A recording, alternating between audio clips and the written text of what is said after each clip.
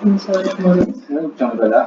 200-pound concrete block A is released from rest in the position shown and pulls the 400-pound lug up the 30 degrees ramp. If the coefficient of kinetic friction between the lug and the ramp is 0.5, determine the velocity of block at as it hits the ground at B. Ito yung B natin. So, hinahanap yung velocity nung itong weight na to, yung A. Nung na-reach niya yung B natin, which is yung ground. So, solve natin. So, assume natin, syempre, ito daw is aangat doon, di ba? Yung 400 pound. So, drawing tayong free body diagram. So, di ba? Meron tayong tawagin natin tong na ito, yung portion na related dito sa log. Tawagin natin as C. Yung variable na gagamitin natin dito is C. Dito naman is A. So, yung motion na pataas is positive. Then, motion na pababa is negative. So, drawing tayong free body diagram. So, yan. Meron tayong normal force dito. Then, meron tayong weight force. Ulit. Meron tayong weight force dito.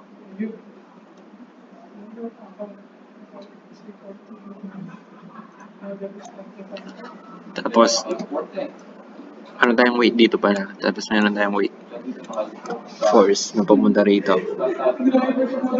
Yan. So, if ito is 90 degrees, so ito is 90 degrees din. Dito is 60. So, 60 plus 30 is 90. So, 30 degrees to. 30 degrees yung dito. Gamit tayong ibang kulay orange. 30 degrees. Brown pala. 30 degrees yan. Then, ito is magiging mg sin theta. Ito is mg cosine theta. Plus meron tayong weight W, which is 400 pounds. So, dapat pala dito to, move natin please.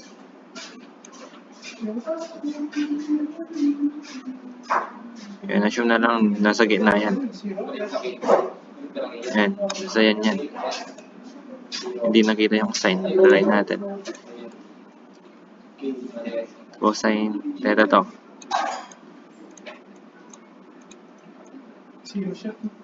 Ito is sine. Gets mo naman siguro yan.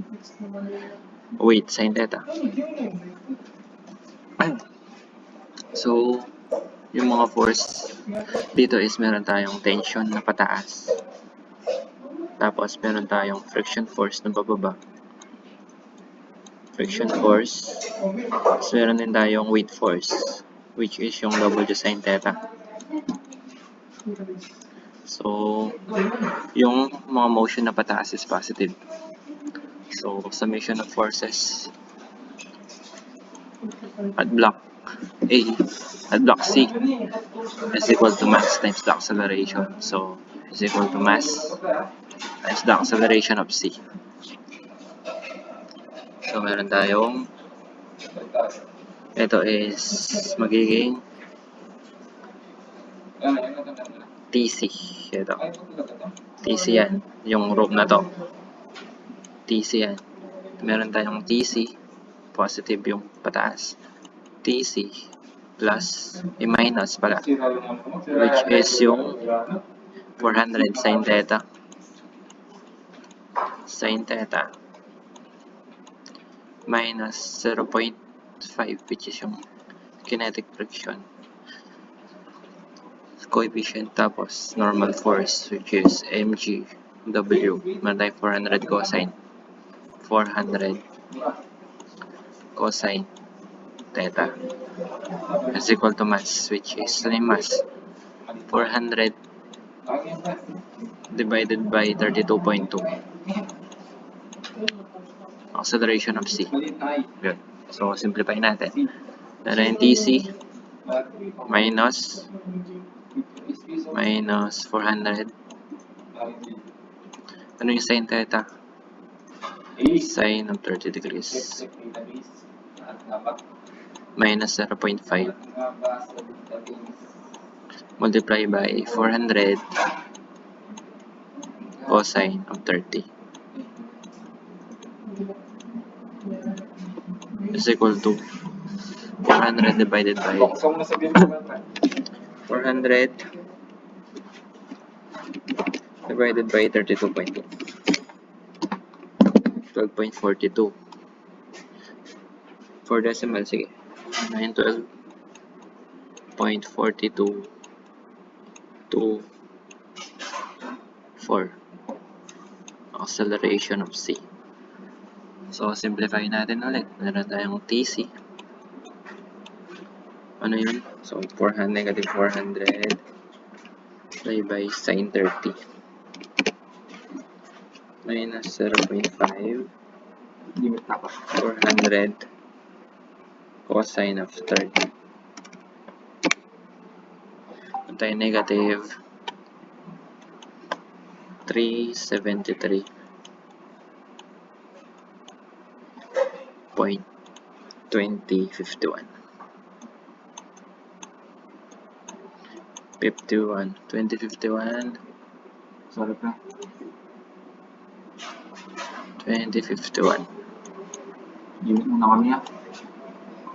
is equal to 12.4224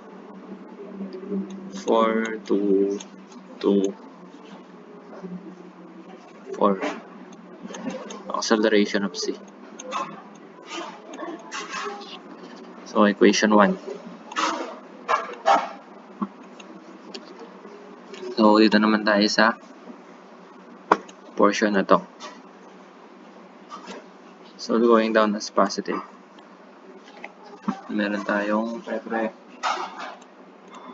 barin natin. Going down as positive. So, at block A. At A. Lagyan natin at A. Meron tayong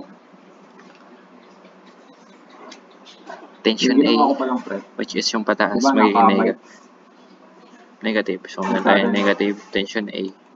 Di ba nakabytes pa lang? Minus, ay plus, 250 Nung kukunin ko siya, pounds. nung on-return, di ba? Is equal to mass. Ayan. Gumawa ko Mass. ng pinakonvert ko naman into binary ko. Tayong mass.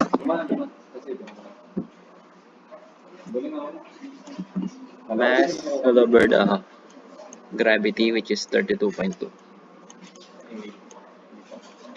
Acceleration of P, kasi nasa block A na tayo.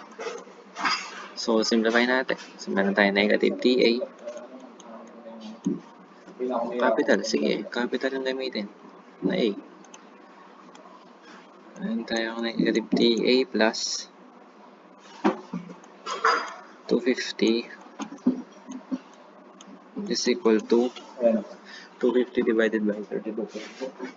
Nalagay ko yung picture.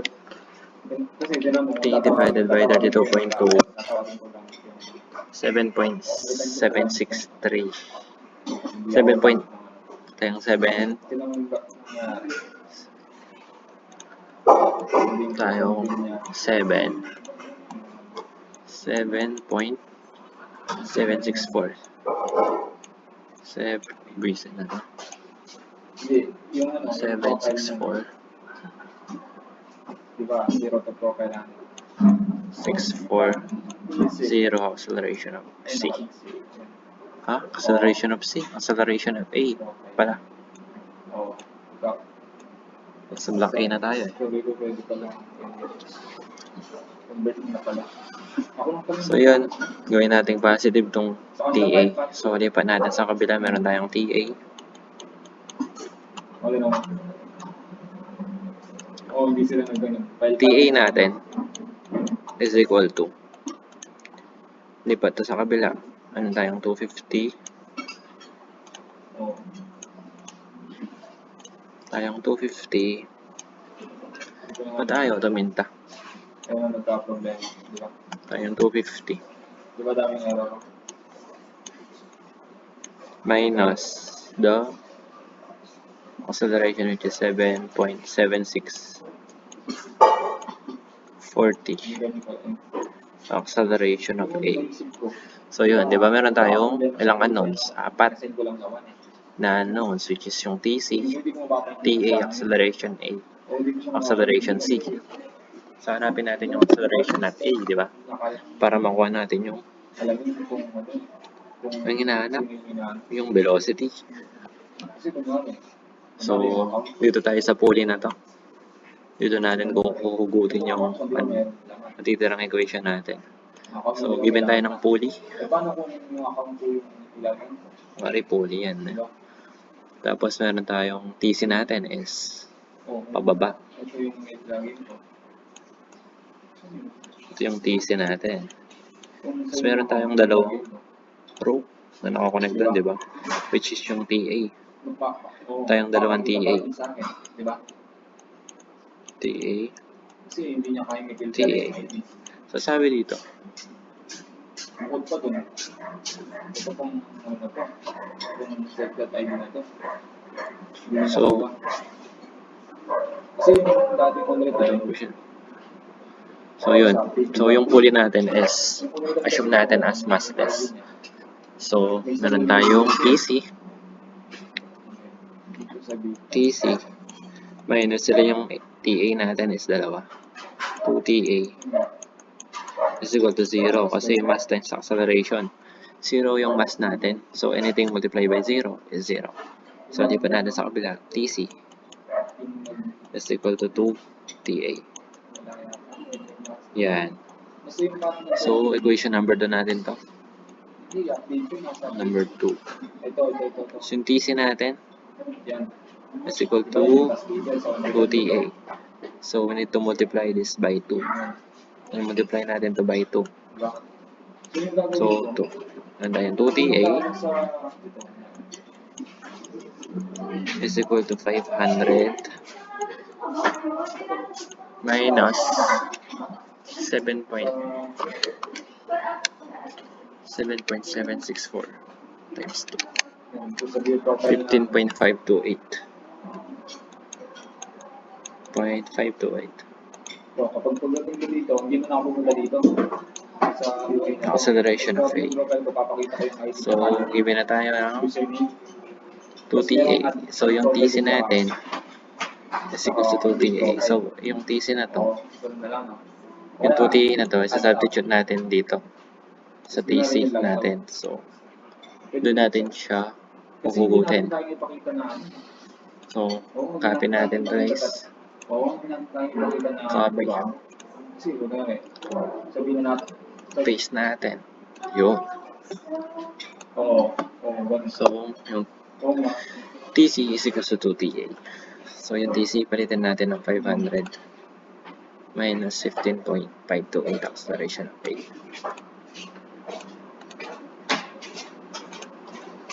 Naglalag, boy. Ito, kunyari number. Naglalag. Sabihin na natin madaya na Yun. number 2 yung lalagyan niya. Meron tayong TC which is 500. Meron tayong 500 minus 15.528 acceleration of A minus 373 0.20 51 is equal to 12.4224. Iyakin ko agad 2 kasi walang naman. Wait lang. Sira. Ano mo lang? Acceleration of C. Hindi lang ikaw yung ano, di ba? Yan. So, di ba meron na naman tayong dalawang unknown, acceleration of A, acceleration of C. So, dito natin siya kukunin. So, mapapansin nyo, yung acceleration of C natin, Ano? yung acceleration of C, dalawa yung rope na nakatouch, di ba? So, meron tayong 2 acceleration of C is equal to O, paano yun? 1 of acceleration of A kasi isang rope lang yung nakatouch dito. So, acceleration of A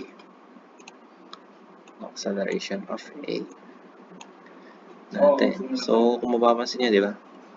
Pag nag-move to ng kunwari, ito. Eh, sama-sama pala yung database Burahin naman natin to. Kaya Yan. pala madali yan siya eh. So, kunwari ito, block na to, is napunta na dito. Yung block na to is, imbes na mapunta siya dito, hanggang dito lang yung movement niya. Kasi kalahati lang yung mag-move.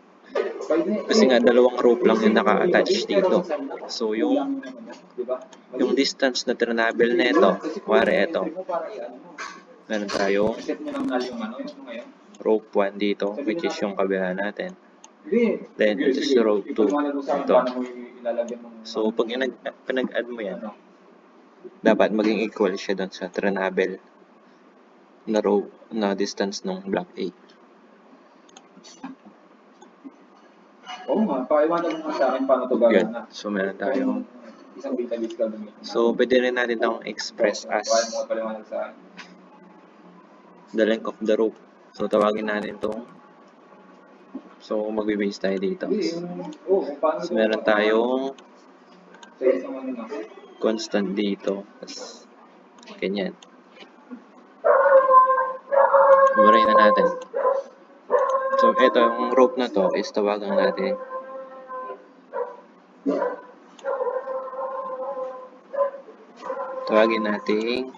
C.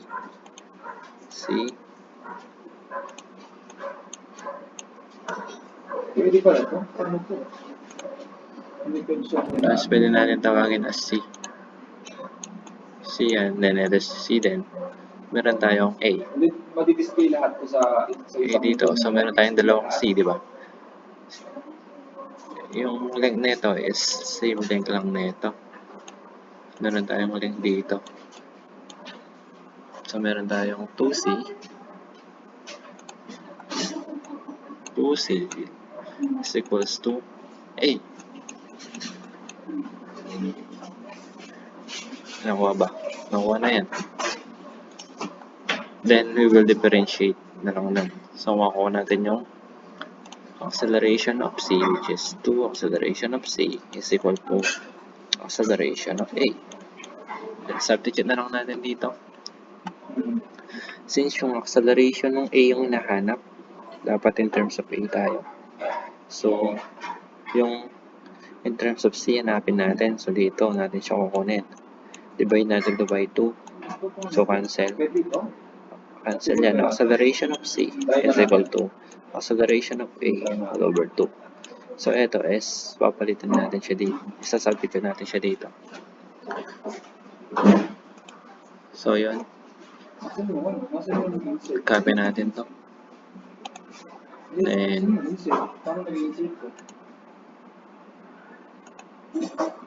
paste natin. So, meron tayong substitute natin. So, meron tayong acceleration of A, which is acceleration of A over 2. So, using shift solve na lang. Using shift solve. Copy ko na lang. So, acceleration of A is equal to tayong 500 minus 15.528 alpha x minus 373.2051 alpha equal to 12.4224 all over 2 alpha x shift solve. Meron tayong 5.8325. 0.325. Ano yung feet per second squared? Per second squared. Then, hindi pa yun yung hinahanap. Yung velocity. So, sabi, release from rest. So, yung initial velocity natin is 0.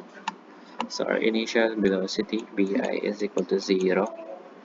The final velocity is equal to unknown. So, using kinematics equation, meron tayong V final squared is equal to Vi squared plus the 2 acceleration x.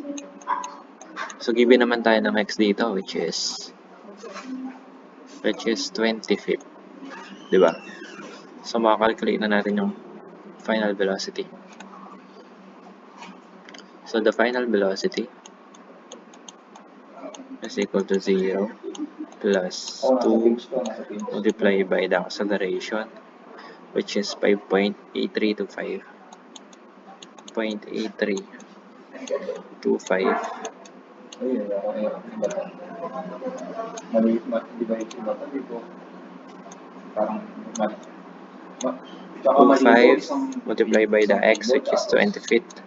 Nandun lahat. Then, squared natin. Kasi kung Ay, square root. kung Sorry. So, cancel natin to. So, V final is equal to square root of 2 multiplied by 5 pa tayo sa sign up na.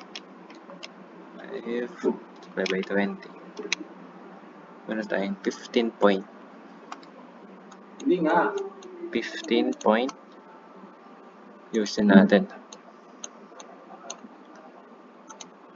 Di ba sa sign up mo? Sabihin na natin sa 15.2742. table na ako. Tsaka itong asan yung, di ba, kulang yan. And also yung equal. Saan mo lalagay yan? Tinanal mo lahat yan. Feet per second. Walang laman. So, ito na yung walang lalagyan pagdating dun sa final answer natin. paano mo yung ma-update? Gets na yun. Hindi.